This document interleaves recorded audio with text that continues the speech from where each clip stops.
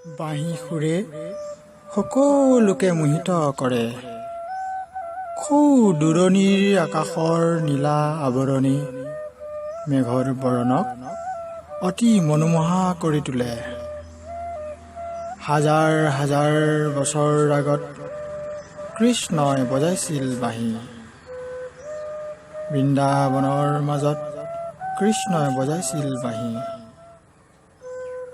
বৃন্দাবনৰ সকলোকে মোহিত কৰিছিল। সেয়া আকাশ, একেই সূৰ্য, একেই প্ৰকৃতি, একেই চন্দ্ৰ, একেইখন আকাশৰ তলতেই কৃষ্ণই বজাইছিল বাঁহী।